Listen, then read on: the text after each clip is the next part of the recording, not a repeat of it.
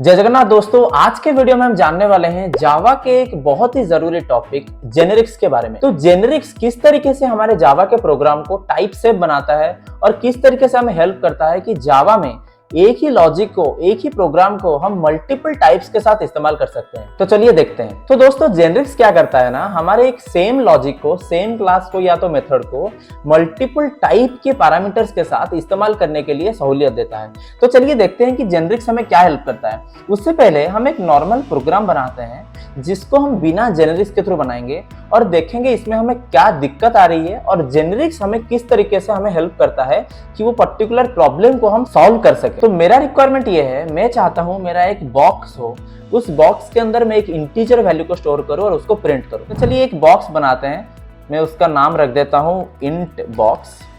ठीक है, इसके अंदर मैं क्या करूंगा, एक फील्ड बनाऊंगा जिसका नाम मैं रखता हूं इंट डेटा। इसके अंदर मुझे कंस्ट्रक्टर चाहिए जो कि होगा इंट बॉक्स, जो कि क्या लेगा, इंट डेटा लेगा एज ए पैरामीटर, जो कि सेट कर देगा डेटा इक्वल टू डेटा में। अभी मैं क्या करता हूँ, एक मेथड बनाता हूँ जो कि जस्ट इस डेटा को प्रिंट करेगा, जो भी है उसका डेटा। तो उसको कैसे प्रिंट कराना है, system.out.println डेटा प्लस डेटा। तो यहाँ पे मेरा इंट बॉक्स बन के रेडी है, जिसके अंदर मैंने एक फील्ड रखा जो कि है इंट टाइप का, क्योंकि मुझे इंट स्टोर करना है।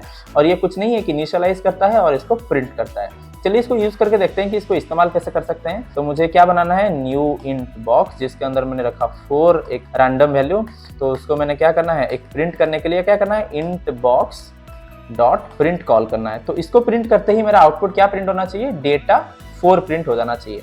तो देखते हैं हमारा डेटा 4 प्रिंट होके आ गया है। अभी मेरा रिक्वायरमेंट थोड़ा चेंज हो गया, मैं चाहता हूं कि मैं एक बॉक्स बनाऊं जिसके अंदर मैं सिर्फ स्ट्रिंग स्टोर कर सकूं। चलिए उसको भी बना के देख लेते हैं। मैं एक बनाता हूं बॉक्स जिसका नाम मैं क्या रखूंगा, स्ट्रिंग बॉक्स।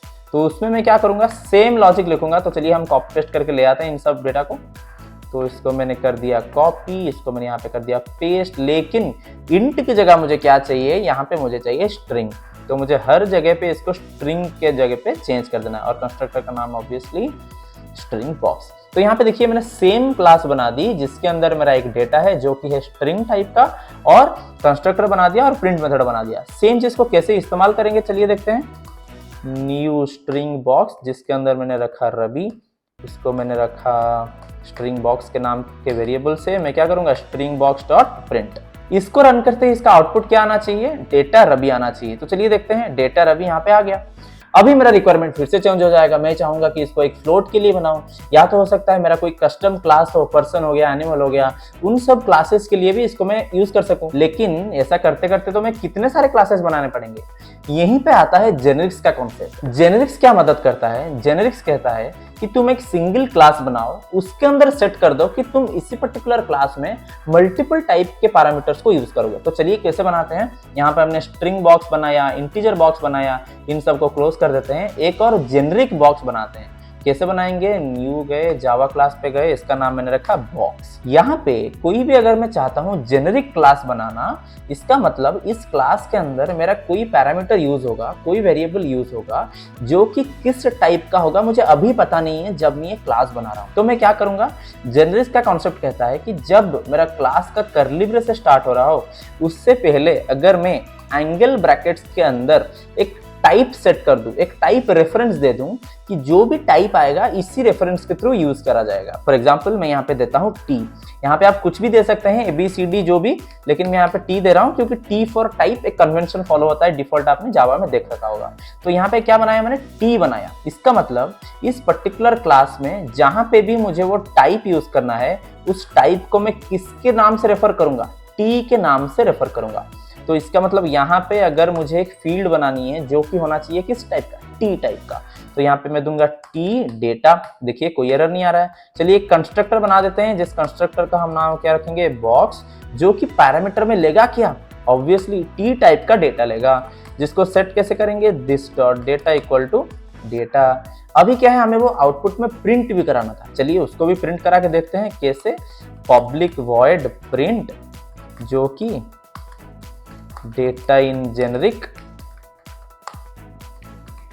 तो यहाँ पे मेरा प्रिंट होके भी आ गया डेटा। चलिए इसको अभी इस्तेमाल करते हैं, इन सब को हटा देते हैं, देखते हैं कि इसको इस्तेमाल कैसे करते हैं जेनेरिक बॉक्स को। इसका मतलब उस बॉक्स में मैं किसी भी टाइप का डेटा रख सकता हूँ। तो चलिए उसको कैसे रखेंगे।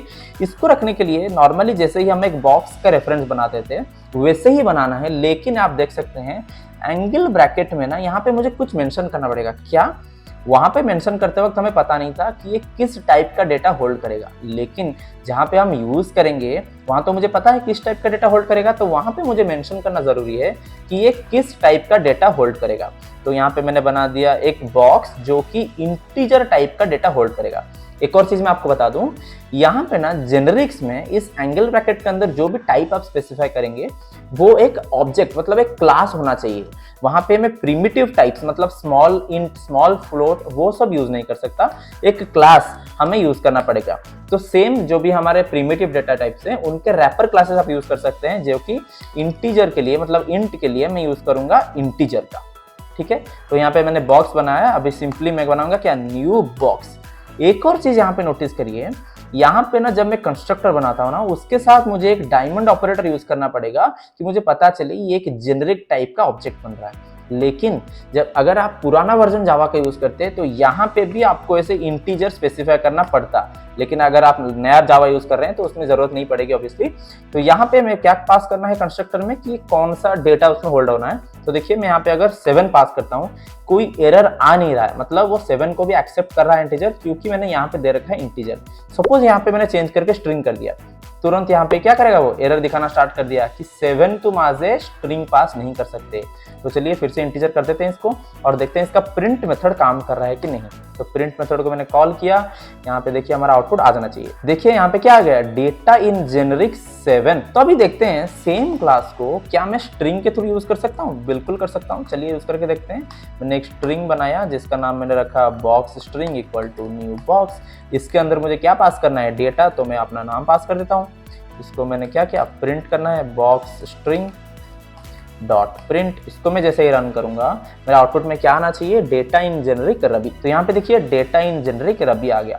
इसका मतलब मैं एक जेनेरिक क्लास बना सकता हूँ जिसके अंदर मैं कोई भी टाइप का डेटा हैंडल कर सकता हूँ। आप सोचेंगे यार तो आप pre defined data types use कर रहे हैं, क्या हम कस्टम क्लासेस यूज कर सकते हैं? बिल्कुल यूज कर सकते हैं। देखिए मैं यहाँ पे मैंने पहले ही एक क्लास बना दी है, एक पर्सन क्लास बनाया है जिसके अंदर एक नेम है, सिटी है, एज है और ऑक्यूपेशन है। मैं इसमें क्या करता हूँ, कंस्ट्रक्टर में कोई भी रैंडम नेम जनरेट करा के रख देता हूँ। कोई मैंने सिटी स्टेट कर दिया है, डिफॉल्ट कुछ बना दिया है कि हमें डेटा सेट करने के लिए ना पड़े, हम जेनेरिक्स को समझें। तो क्या करेंगे, जब भी हम इसका एक ऑब्जेक्ट बनाएंगे ना उसके अंदर डेटा डिफॉल्ट सेट हो जाएगा, उसमें गेटर्स हैं, सेटर्स हैं, और जो रैंडम नेम जनरेट करने के लिए मैं एक मेथड यूज कर रहा हूँ, आप देख लीजिए, आपको हेल्प होगा बाद में। कुछ नहीं है, ऐसे एक एरे में हमारे डेटा है, रैंडम क्लास के थ्रू मैं एक रैंडम इंट बना के उसका मैं इंडेक्स से नाम ले रहा हूँ। ठीक है, तो अभी देखते हैं, बनाते हैं हम एक अपना बॉक्स जिसके अंदर रहेगा पर्सन। तो चलिए बॉक्स के अंदर मैं एक बॉक्स बनाता हूँ जिसके अंदर मैं क्या रखूंगा, पर्सन रखा, जिसका नाम मैंने रखा पर्सन बॉक्स। न्यू बॉक्स जिसके अंदर मैं क्या पास करूंगा, एक न्यू पर्सन पास करूंगा। न्यू पर्सन पास करते ही देखिए एक्सेप्ट हो गया है। इसका मतलब इस बॉक्स के अंदर हमारा पर्सन ऑब्जेक्ट भी रह गया आराम से। चलिए इसको प्रिंट करके देखते हैं कि क्या आउटपुट में प्रिंट होता है। देखिए यहाँ पे हमारा पर्सन का डेटा भी प्रॉपर्ली प्रिंट हो गया है, जो भी हमारा रैंडम जनरेटेड नेम है। अभी दोस्तों ये जरूरी नहीं है कि अगर आप कोई भी एक जेनेरिक क्लास बनाते हैं सिर्फ क्लास ही बनाएं। अगर आपका रिक्वायरमेंट ये है कि कोई पर्टिकुलर मेथड है, जो मेथड इस जेनेरिक टाइप को यूज करना चाहता है, मैं क्लास के थ्रू उसको डिफाइन नहीं कर रहा हूँ, मतलब ये क्लास लेवल वेरिएबल में नहीं है, कोई मेथड है जो स्पेसिफिक जेनेरिक टाइप में मेरे को काम करवाना है। तो चलिए उसको बना के देखते हैं। यहाँ पे मैं एक स्टैटिक मेथड बनाता हूँ जिसका नाम रखते हैं पब्लिक स्टैटिक वॉइड, जो कि कुछ नहीं अगर एक प्रिंट करता है बस सपोज। ठीक है, इसका नाम रख देते हैं प्रिंट एरे। ये क्या करेगा ना, एक एरे लेगा जो किस टाइप का है हमें पता नहीं। सपोज मैं अगर इंट अरे लेता तो मैं ऐसे इंट अरे उसमें स्पेसिफाई कर देता, लेकिन मुझे पता नहीं है किस टाइप का लेगा। तो हमें पता है अगर टाइप स्पेसिफाई करना है तो हम जेनेरिक्स का इस्तेमाल करते हैं। अगर कोई भी अननोन टाइप स्पेसिफाई करना है कि हमें पता नहीं मल्टीपल टाइप से ही काम करना चाहिए, तो यहाँ पे मैं स्पेसिफाई करूंगा टी, मतलब टी का एक अरे जो कि ये मेथड लेगा। लेकिन ये टी क्या है भैया, इसको थोड़ी पता चलेगा। जैसे कि हमें पता है अगर क्लास के अंदर हमें टी यूज करना था तो यहाँ पे हमें एंगल ब्रैकेट में उसको डिक्लेयर करना पड़ता था। वैसे ही इस पर्टिकुलर मेथड में अगर मैं यूज करना चाहता हूँ किसी भी मेथड में, तो हमें इस टी को डिक्लेयर करना पड़ेगा। कहाँ पे? जहाँ पे इस पर्टिकुलर मेथड का रिटर्न टाइप लिखा रहता है उससे जस्ट पहले हमें स्पेसिफाई करना पड़ेगा कि ये एक टी है जो कि एक जेनेरिक टाइप पैरामीटर है जिसको हम डिक्लेयर कर रहे हैं और इस मेथड के अंदर वो यूज होगा। इसको मैं क्या करूंगा, प्रिंट एरे है तो मैं क्या करूंगा, arr.for जस्ट इसको मैं प्रिंट कर देता हूँ। कैसे प्रिंट करूंगा, जस्ट टी, मेरा आपने क्या किया, मैंने जस्ट डेटा प्रिंट कर दिया। एक मैसेज दे देते हैं कि पता चले। तो प्रिंटिंग एरे करके मैंने एक मैसेज प्रिंट कर दिया। उसके अंदर मैं क्या किया, उस एरे को लूप करके उसके डेटा को मैंने प्रिंट कराया। अब इसको इस्तेमाल कैसे करेंगे, चलिए एक एरे बनाते हैं। एरे किस टाइप का बनाएंगे, हम बनाएंगे पर्सन टाइप का, जो कि हमारा एक पर्सन क्लास हमने बना रखा था। तो पर्सन एरे बनाते हैं, पर्सन एरे। तो इसके अंदर हम कैसे सेट करेंगे हमारे एरे को, हमारा यहाँ पे होगा new person comma new person. तो यहाँ पे मैंने क्या किया, एक एरे बना दिया जो कि है पर्सन टाइप का, मतलब इस पर्टिकुलर एरे में 2 पर्सन है हमारे। तो लेकिन इस मेथड को तो पता नहीं हम क्या पास करेंगे, तो चलिए 2 पर्सन पास करके देखते हैं और देखते हैं कि ये काम करता है कि नहीं। मैं क्या करूंगा, प्रिंट एरे को कॉल करूंगा और जिसमें मैं पास कर दूंगा हमारा पर्सन एरे। तो देखिए ये मेथड ने प्रॉपर्ली इसको एक्सेप्ट कर लिया है।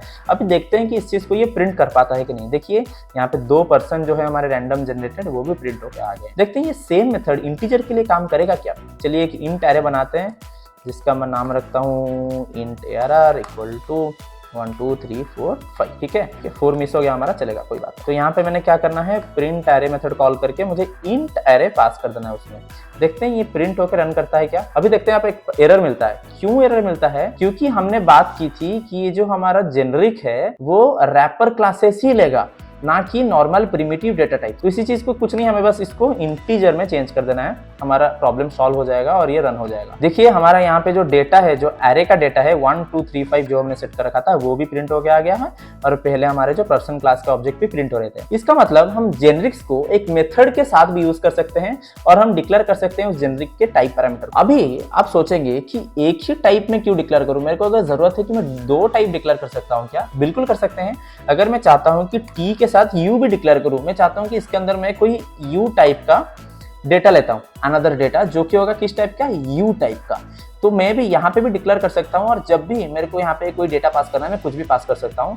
देखिए यहाँ पे मैं काम करता हूँ, जो भी डेटा आएगा ना यहाँ पे बस मैं प्रिंट कर दूंगा। ठीक है, यहाँ पे प्लस लगा के मैंने बस प्रिंट करना है। तो चलिए हमारे मेन क्लास में हम क्या करेंगे, पर्सन एरे के साथ हमें दूसरा डेटा पास करना है। तो यहाँ पे सेकेंड डेटा यहाँ पे मैंने पास कर दिया, यहाँ पे मैं पास करता हूँ अनदर डेटा। तो देखते हैं यहाँ पे प्रिंट होता है कि नहीं हमारा जो डेटा है, मतलब यू टाइप का भी हमने एक दूसरा पैरामीटर पास किया। मैंने यहाँ पे स्ट्रिंग पास किया, हम कुछ भी पास कर सकते हैं, देखेंगे हम अभी। देखिए यहाँ पे अनदर डेटा प्रिंट हो गया और उससे पहले क्या प्रिंट हुआ, सेकंड डेटा। देखते हैं हमने स्ट्रिंग पास किया, यहाँ पे नंबर पास करता हूं तो होता है क्या, देखिए नंबर मैंने 98 पास कर दिया। सेम चीज को अगर मैं रन करूंगा हमारा क्या प्रिंट होगा, देखिए यहाँ पे प्रिंट एरे प्लस 98 भी प्रिंट हो गया। इसका मतलब हम मल्टीपल पैरामीटर्स को भी इस तरीके से डिक्लेयर कर सकते हैं। तो दोस्तों अभी एक और टॉपिक देखते हैं जिसको हम बोलते हैं बाउंडेड जेनरिक्स। इसका मतलब क्या है, मैं अगर चाहता हूं ये जो मेरा प्रिंट एरे मेथड है ना, ये जो ले रहा है हमारा एरे, ये सिर्फ नंबर टाइप का हो। मतलब नंबर क्या, हमें पता है जावा में जो इंटीजर हो गया, फ्लोट हो गया, डबल हो गया ना, इन सब का पेरेंट क्लास होता है नंबर। मतलब मैं चाहता हूं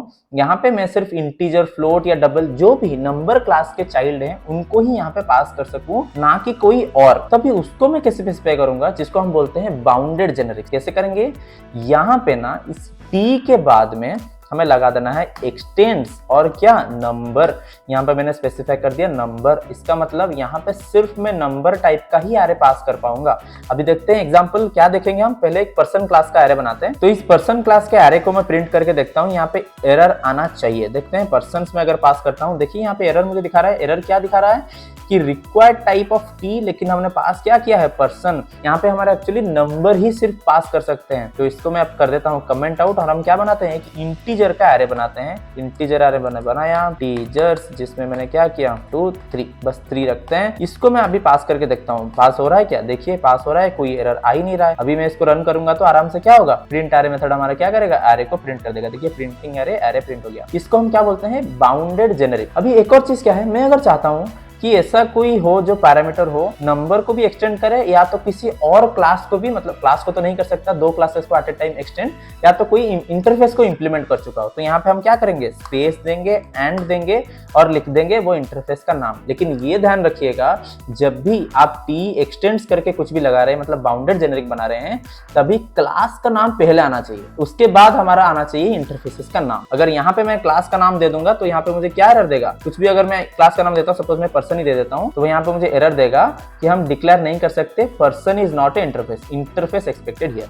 तो यहाँ पे मुझे कुछ इंटरफेस देना पड़ेगा। फॉर एग्जांपल मैं आपको दे देता हूँ सपोज रनेबल, कुछ भी एक इंटरफेस यहाँ पे आप दे सकते हैं। एग्जांपल रनेबल का तो काम है नहीं यहाँ पे, लेकिन मैं आपको एग्जांपल बता रहा हूँ। यहाँ पे कुछ भी इंटरफेस भी आप डिक्लेयर कर सकते हैं। इसका मतलब ये जो टाइप होगा नंबर से भी एक्सटेंड होना चाहिए और इंप्लीमेंट करना चाहिए इस पर्टिकुलर इंटरफेस को भी। Hi guys, sorry to interrupt in between. एक चीज आपको मैं बताना भूल गया था, इवन इफ यहाँ पे आप इंटरफेस का इस्तेमाल कर रहे हैं, स्टिल यहाँ पे आपको एक्सटेंड्स कीवर्ड का इस्तेमाल करना है, क्योंकि यहाँ पे हम बता रहे हैं कि ये जो क्लास है इस पर्टिकुलर इंटरफेस से इंप्लीमेंटेड है, ना कि हम यहाँ पे इंप्लीमेंट कर रहे हैं। तो even if it is interface, still यहाँ पे हम एक्सटेंड्स कीवर्ड का इस्तेमाल करेंगे। और ये जरूरी नहीं है कि अगर यहाँ पे आपको इंटरफेस का इस्तेमाल करना है, मतलब एक्सटेंड्स इंटरफेस बताना है, इससे पहले आप क्लास का नाम बताएं, आप सिर्फ इंटरफेस का नाम भी बता सकते हैं। अभी दोस्तों देखते हैं एक और कॉन्सेप्ट जिसको बोलते हैं वाइल्ड कार्ड। वाइल्ड कार्ड क्या होता है जेनेरिक्स में? वाइल्ड कार्ड मतलब जहां पे मुझे पता नहीं किस टाइप का मैं डेटा हैंडल करने वाला हूं फ्यूचर में, मैं चाहता हूं किसी भी टाइप का डेटा हो, मुझे बस हैंडल करना है। फॉर एग्जांपल चलिए देखते हैं, इसी मेथड को हम चेंज कर देते हैं। यहाँ पे मैंने रखा टी, यहाँ पे क्या करता हूँ मैं, एरे की जगह ना मैं एक लेता हूँ एक लिस्ट कैसे लेता हूँ, चलिए एक लिस्ट बना के देखते हैं। तो मैंने बनाया लिस्ट ऑफ क्या, सपोज मैंने लिस्ट ऑफ टी ले लिया, यहाँ पे मैंने ले लिया डेटा, तो लिस्ट को मैंने इंपोर्ट कर लिया। इसके अंदर मैं क्या करूंगा, बस डेटा को प्रिंट करते हैं। तो चलिए एक डेटा को बस हम यहाँ पे प्रिंट कर देते हैं, जो भी हमारा डेटा आ रहा है उसको प्रिंट करेंगे। यहाँ पे मैंने क्या किया, लिस्ट ऑफ टी ले लिया, तो मैंने डिक्लेयर कर दिया कि मेरे को टी टाइप का डेटा चाहिए, तो मैंने यहाँ पे डिक्लेयर कर दिया। तो यहाँ पे मैं क्या करूंगा ना, प्रिंट एरे में मैं पर्सन भी पास कर सकता हूँ, लेकिन मुझे यहाँ पे पास करना पड़ेगा एक लिस्ट। तो यहाँ पे मैंने एक लिस्ट बना दिया है, लिस्ट के अंदर मैंने पास कर दिया है प्रिंट एरे मेथड को। प्रिंट एरे मेथड के अंदर मैंने लिस्ट को पास कर दिया। अरे कहना क्या चाहते हो? अभी देखते हैं कि इसको प्रिंट कर पाता है कि नहीं, लेकिन प्रिंट कर दिया आराम से। लेकिन ऐसा भी हो सकता है यहाँ पे रिक्वायरमेंट आपका कुछ अलग हो, आप नहीं जानते कि यहाँ पे मुझे कौन सा पैरामीटर आएगा, आप जानना चाहते हैं कि मैं कुछ भी पैरामीटर हो उसको एक्सेप्ट कर लूँ। वहां पे हम यूज कर सकते हैं वाइल्ड कार्ड का। किस तरीके से, यहाँ पे टी की जगह मैं दे सकता हूँ क्वेश्चन मार्क। मतलब ये क्वेश्चन मार्क क्या है, वाइल्ड कार्ड, मतलब कुछ भी आएगा यहाँ पे एक्सेप्ट करो और कुछ भी डेटा ऑपरेशन परफॉर्म करो। लेकिन एक थोड़ा सा रिस्की हो सकता है कि आप कुछ भी टाइप का डेटा यहाँ पे एक्सपेक्ट कर लो और कुछ भी ऑपरेशन यहाँ पे परफॉर्म कर लो, ऐसा नहीं कर सकते। ऐसा होना चाहिए कि वो जो ऑपरेशन है उस पर्टिकुलर डेटा में ऑपरेट हो पाना चाहिए। तो यहाँ पे अगर मैं इस चीज को सेम रन करूंगा तो मेरा सेम आउटपुट आ जाएगा आउटपुट में। तो यहाँ पे देख सकते हैं हमारा सेम ही आउटपुट आया। इसका मतलब वाइल्ड कार्ड को भी हम यूज कर सकते हैं जेनेरिक्स कॉन्सेप्ट में, अगर हमें पता नहीं है कि किस टाइप का डेटा हम यूज करने वाले हैं। इस वाइल्ड कार्ड को हम कहाँ यूज करेंगे, हम क्लास में या उस डिक्लेरेशन में कभी भी यहाँ पे यूज नहीं करेंगे। हम मोस्टली यूज करेंगे मेथड के पैरामीटर से, मतलब इसके अंदर यहाँ पे हम डिक्लेयर करेंगे कोई मेथड अगर कुछ भी हमें रिटर्न करता है और उसका टाइप हमें पता नहीं है, वहां पे हम यूज करेंगे वाइल्ड कार्ड का। आप यहाँ पे देख सकते हैं जो प्रिंट एरे मेथड है मेरा क्या कर रहा है, एक लिस्ट ऑफ टी जो कि हमारा टाइप पैरामीटर है उसका डेटा ले रहा है और उसको प्रिंट कर रहा है। क्या ऐसा हो सकता है कि कोई भी मेथड उसी टाइप का डेटा को रिटर्न भी कर सकता है? यस, बिल्कुल कर सकता है। यहाँ पे मुझे स्पेसिफाई करना है टी, यहाँ पे लिस्ट की जगह मैं क्या करता हूँ, सिर्फ टी डेटा ले लेता हूँ। यहाँ पे मैं क्या करूंगा, बस रिटर्न करा दूंगा उस डेटा। यहाँ पे देखिए हमारा जो डेटा मैंने लिया टी टाइप का, उसी को मैंने टी की तरह प्रिंट करा दिया। यहाँ पे मैंने पर्सन्स ले रहा था, यहाँ पे मुझे क्या करना है, उसी जो हमारा डेटा रिटर्न आ रहा है उसको मैं एक वेरिएबल में स्टोर करता हूँ पीपल। उसको हम क्या करते हैं, पीपल को भी प्रिंट कर देते हैं कि हमारा सेम डेटा आ पा रहा है कि नहीं जानने को। देखिए यहाँ पे मैं प्रिंट कर रहा हूँ, यहाँ पे देखिए सेम डेटा प्रिंट हो रहा है। इसका मतलब पहली बार कहाँ प्रिंट हुआ, प्रिंट एरे मेथड के अंदर प्रिंट हुआ। उसके बाद सेम डेटा रिटर्न आया जिसको हमने क्या किया, एक दूसरे वेरिएबल में स्टोर किया। उस वेरिएबल को हमने प्रिंट किया system.out.println के द्वारा। तो दोस्तों उम्मीद है आप लोगों को समझ में आ गया होगा कि जेनेरिक्स को किस तरीके से आपके जावा के प्रोग्राम में यूज कर सकते हैं। जेनेरिक्स किस तरीके से टाइप सेफ्टी को प्रमोट करता है और सेम कोड को आप डिफरेंट टाइप पैरामीटर्स के साथ कैसे इस्तेमाल कर सकते हैं। अगर आपके मन में कोई भी सवाल है आप पूछना चाहते हैं तो बिल्कुल मुझे जाके कमेंट सेक्शन में बताइए, उसका आंसर मैं डेफिनेटली वहां पे करने वाला हूं। और अगर आप चाहते हैं कि कोई पर्टिकुलर टॉपिक पे मैं वीडियो बनाऊं, उसको भी आप जाके जिक्र करिए कमेंट में। नेक्स्ट वीडियो में उसी टॉपिक पर जरूर लेके आऊंगा। तब तक के लिए कोड करते रहिए, सीखते रहिए। नमस्कार।